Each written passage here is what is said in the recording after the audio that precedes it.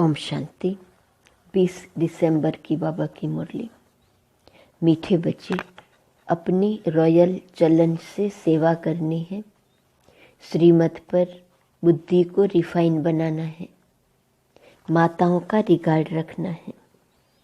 प्रश्न, कौन सा कर्तव्य एक बाप का है, किसी मनुष्य का नहीं? उत्तर, सारे विश्व में पीस स्थापन करना, यह कर्तव्य बाप का है। भल मनुष्य कितनी भी कॉन्फ्रेंस आदि करते रहे, पीस हो नहीं सकती। शांति का सागर बाप जब बच्चों से पवित्रता की प्रतिज्ञा कराते हैं, तब पीस स्थापन होती है। पवित्र दुनिया में ही शांति है। तुम बच्चे यह बात सबको बड़ी युक्ति से और भक्ति से समझाओ, तब बाप का नाम बाला हो। गीत, मैं एक नन्हा सा बच्चा हूँ। ओम शांति। यह गीत तो भक्ति मार्ग का गाया हुआ है, क्योंकि एक तरफ भक्ति का प्रभाव है, दूसरी तरफ अब ज्ञान का प्रभाव है। भक्ति और ज्ञान में रात दिन का फर्क है। कौन सा फर्क है? यह तो बहुत सहज है। भक्ति है रात और ज्ञान है दिन। भक्ति में है दुख। जब भक्त दुखी होते हैं तो भगवान को पुकारते हैं, फिर भगवान को आना पड़ता है दुखियों का दुख दूर करने। फिर बाप से पूछा जाता है, ड्रामा में क्या कोई भूल है? बाप कहते हैं, हाँ, बड़ी भूल है, जो तुम मुझे भूल जाते हो। कौन बुलाते हैं? माया रावण। बाप बैठ समझाते हैं, बच्चे यह खेल बना हुआ है। स्वर्ग और नरक होता तो भारत में ही है। भारत में ही कोई मरता है तो कहते हैं वैकुंठवासी हुआ। यह तो जानते नहीं कि स्वर्ग अथवा वैकुंठ कब होता है। जब स्वर्ग होता है तो मनुष्य पुनर्जन्म जरूर स्वर्ग में ही लेंगे। अभी तो है ही नरक, तो पुनर्जन्म भी जरूर नरक में ही लेंगे, जब तक स्वर्ग की स्थापना हो। मनुष्य यह बातें नहीं जानते हैं। एक है ईश्वरीय अथवा राम संप्रदाय, दूसरा है रावण संप्रदाय। सतयुग त्रेता में है राम संप्रदाय, उनको कोई दुख नहीं है, अशोक वाटिका में रहते हैं। फिर आधा कल्प बाद रावण राज्य शुरू होता है। अब बाप फिर से आदि सनातन देवी देवता धर्म स्थापन करते हैं। वह है सबसे सर्वोत्तम धर्म। धर्म तो सब है न। धर्मों की कॉन्फ्रेंस होती है। भारत में अनेक धर्म वाले आते हैं, कॉन्फ्रेंस करते हैं। अब जो भारतवासी धर्म को मानने वाले ही नहीं, वह कॉन्फ्रेंस क्या करेंगे? वास्तव में भारत का प्राचीन धर्म तो है ही आदि सनातन देवी देवता धर्म। हिंदू धर्म तो है नहीं। सबसे ऊंच है देवी देवता धर्म। अब कायदा कहता है सबसे ऊंच से ऊंच धर्म वाले को गद्दी पर बिठाना चाहिए। सबसे आगे किसको बिठाएं? इस पर भी कभी उन्हों का झगड़ा लग पड़ता है। जैसे एक बार कुंभ के मेले में झगड़ा हो गया था। वह कहे पहले हमारी सवारी चले, वह कहे पहले हमारी, लड़ पड़े थे। तो अब इस कॉन्फ्रेंस में बच्चों को यह समझाना है कि ऊंच से ऊंच कौन सा धर्म है। वह तो जानते नहीं। बाप कहते हैं आदि सनातन है ही देवी देवता धर्म, जो अब प्रायः लोप हो गया है और अपने को हिंदू कहलाने लग पड़े हैं। अब चीन में रहने वाले अपना धर्म चीन तो नहीं कहेंगे। वो लोग तो जिसको नामी ग्रामी देखते हैं उनको मुख्य करके बिठा देते हैं। कायदे अनुसार कॉन्फ्रेंस में बहुत तो आ नहीं सकते। सिर्फ रिलीजियन के हेड्स को ही निमंत्रण दिया जाता है। बहुतों से फिर बहुत बोलचाल हो जाता है। अब उन्हों को राय देने वाला तो कोई है नहीं। तुम हो ऊंच से ऊंच देवी देवता धर्म वाले। अब देवता धर्म की स्थापना कर रहे हो। तुम ही बता सकते हो भारत का जो मुख्य धर्म है जो सब धर्मों का माई बाप है, उनके हेड को इस कॉन्फ्रेंस में मुख्य बनाना चाहिए। गद्दी नसीन उनको करना चाहिए, बाकी तो सब हैं उनके नीचे। तो मुख्य बच्चे जो हैं उनकी बुद्धि चलनी चाहिए। भगवान अर्जुन को बैठ समझाते हैं, संजय यह है। अर्जुन तो है रथी, उनमें रथवान है बाप। वह समझते हैं रूप बदलकर श्री कृष्ण के तन में आकर ज्ञान दिया है, परंतु ऐसे तो है नहीं। अब प्रजापिता भी है। त्रिमूर्ति के ऊपर बहुत अच्छी रीति समझाया जा सकता है। त्रिमूर्ति के ऊपर शिव बाबा का चित्र जरूर चाहिए। वह है सूक्ष्म वतन की रचना। बच्चे समझते हैं ये विष्णु है पालन करता, प्रजापिता ब्रह्मा है स्थापना करता, तो उनका भी चित्र चाहिए। यह बड़ी समझ की बात है। बुद्धि में रहता है प्रजापिता ब्रह्मा जरूर है, विष्णु भी तो चाहिए जिससे स्थापना कराएंगे, उससे ही पालना भी कराएंगे। स्थापना कराते हैं ब्रह्मा से, ब्रह्मा के साथ सरस्वती आदि बहुत बच्चे हैं। वास्तव में यह भी पतित से पावन बन रहे हैं। तो कॉन्फ्रेंस में आदि सनातन देवी देवता धर्म की हेड जगदम्बा होनी चाहिए, क्योंकि माताओं का बहुत मान है। जगत अम्बा का मेला बड़ा भारी लगता है।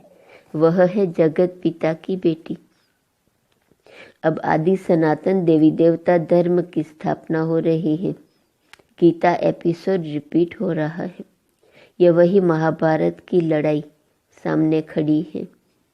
बाप भी कहते हैं मैं कल्प कल्प कल्प के संगम युग पर आता हूँ, भ्रष्टाचारी को श्रेष्ठाचारी दुनिया बनाने। जगत अम्बा गॉडेस ऑफ नॉलेज गाई हुई है, उनके साथ ज्ञान गंगाएं भी हैं। उनसे पूछ सकते हैं कि उनको ये नॉलेज कहाँ से मिली हुई है। नॉलेजफुल गॉडफादर तो एक ही है, वह नॉलेज कैसे दे? जरूर उनको शरीर लेना पड़े। तो ब्रह्मा मुख कमल से सुनाते हैं। ये माताएं बैठ समझाएंगी। कॉन्फ्रेंस में उन्हों को यह मालूम होना चाहिए ना कि बड़ा धर्म कौन सा है। यह तो कोई समझते ही नहीं कि हम आदि सनातन देवी देवता धर्म के हैं। बाप कहते हैं यह धर्म जब प्रायः लोप हो जाता है तो मैं आकर फिर स्थापन करता हूँ। अभी देवता धर्म है नहीं, बाकी 3 धर्मों की वृद्धि होती जा रही है। तो जरूर देवी देवता धर्म फिर से स्थापन करना पड़े, फिर यह सब धर्म रहेंगे ही नहीं।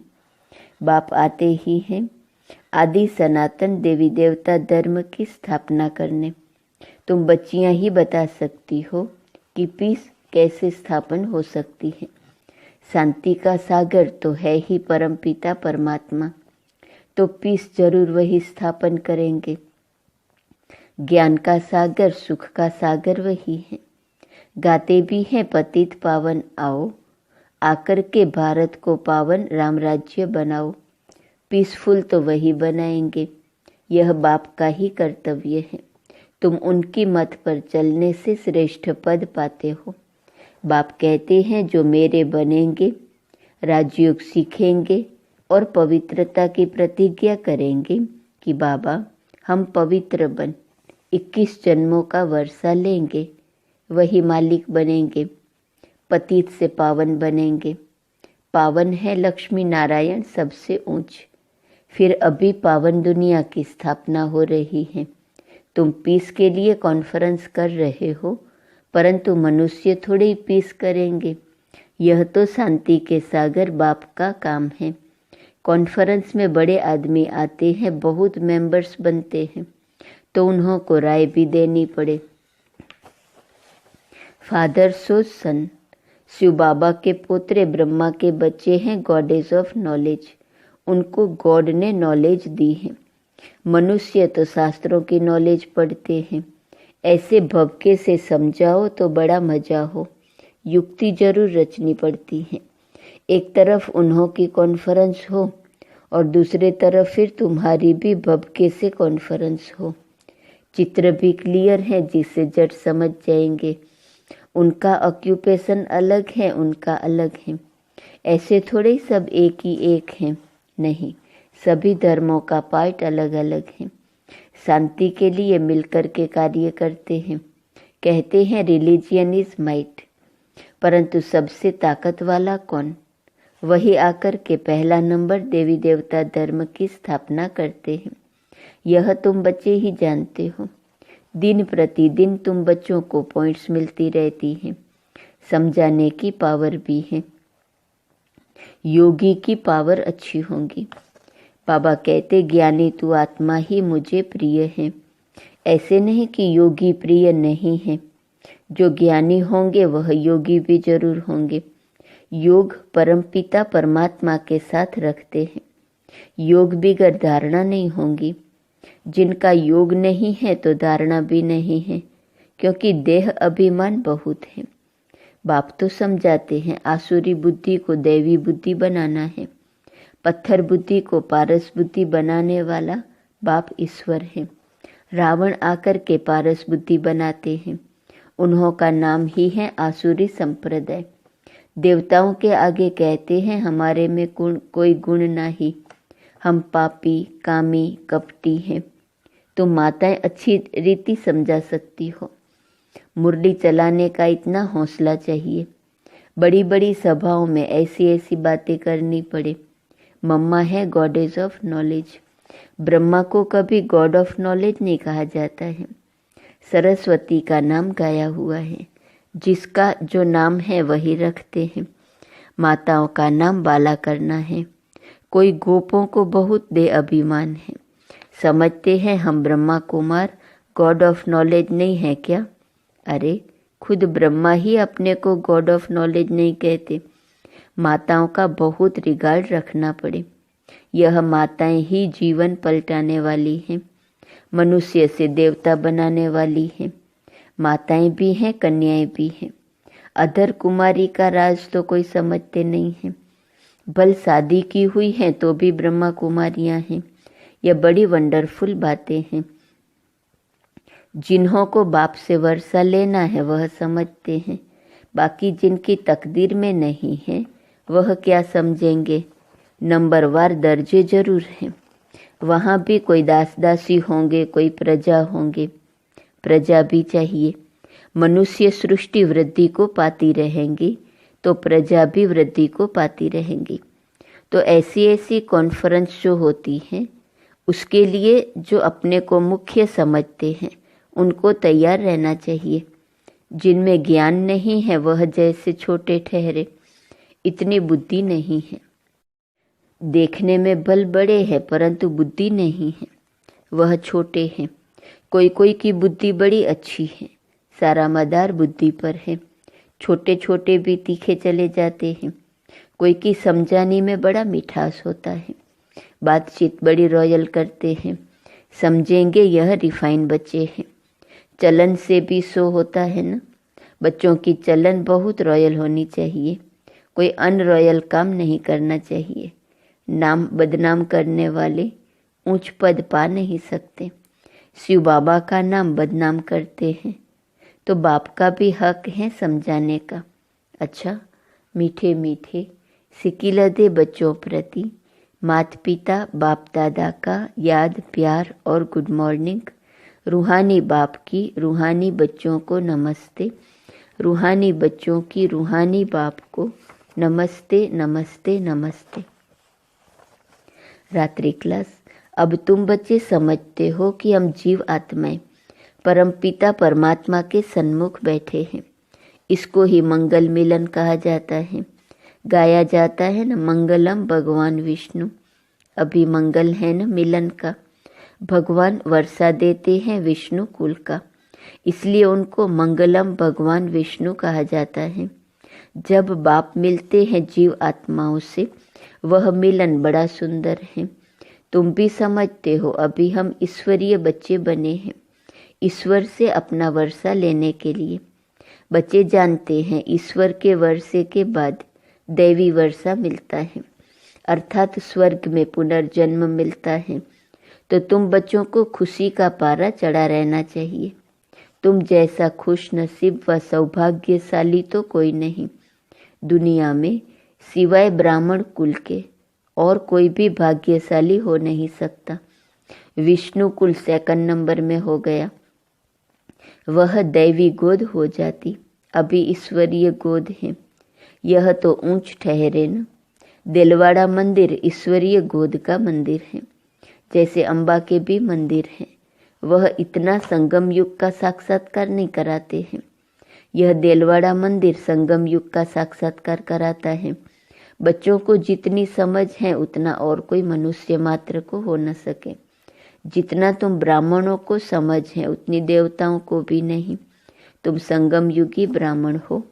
वह संगम युगी ब्राह्मणों की महिमा करते हैं, कहते हैं ब्राह्मण सो देवता बनते हैं। ऐसे ब्राह्मणों को नमः। ब्राह्मण ही नरक को स्वर्ग बनाने की सर्विस करते हैं। ऐसे बच्चों को नमस्ते करते हैं। अच्छा, गुड नाइट। धारणा के लिए मुख्य सार। पहली पॉइंट, बाप का प्रिय बनने के लिए ज्ञानी और योगी बनना है, देह अभिमान में नहीं आना है। दूसरी पॉइंट, मुरली चलाने का हौसला रखना है, अपनी चलन से बाप का सो करना है, बातचीत बड़े मिठास से करनी है। वरदान, कर्म भोग को कर्म योग में परिवर्तन कर सेवा के निमित्त बनने वाले भाग्यवान भव। तन का हिसाब किताब, कभी प्राप्ति व पुरुषार्थ के मार्ग में विघ्न अनुभव न हो। तन कभी भी सेवा से वंचित होने नहीं दे। भाग्यवान आत्मा कर्म भोग के समय भी किसी न किसी प्रकार की सेवा के निमित्त बन जाती है। कर्म भोग चाहे छोटा हो या बड़ा, उसकी कहानी का विस्तार नहीं करो। उसे वर्णन करना माना समय और शक्ति व्यर्थ गंवाना। योगी जीवन माना कर्म भोग को कर्म योग में परिवर्तन कर देना। यही है मन मना भव की निशानी। स्लोगन, दृष्टि में रहम और शुभ भावना हो तो अभिमान व अपमान की दृष्टि समाप्त हो जाएंगी। आज का स्वमान है, मैं विश्व सेवाधारी हूँ। अव्यक्त इशारे की पॉइंट 20 दिसंबर। यह विश्व आपके सेवा का स्थान है, इसलिए बेहद में रहो, हद में नहीं आओ। जितना बेहद का लक्ष्य रखेंगे तो हद के बंधनों से सहज मुक्त हो जाएंगे। तो अभी संकल्प आता है कि समय नहीं मिलता, इच्छा है लेकिन शरीर नहीं चलता, शक्ति नहीं है, यह सब बंधन है। जब दृढ़ संकल्प कर लेते कि बेहद की सेवा में आना ही है, लगना ही है, तो यह बंधन सेकंड में समाप्त हो जाते हैं। ओम।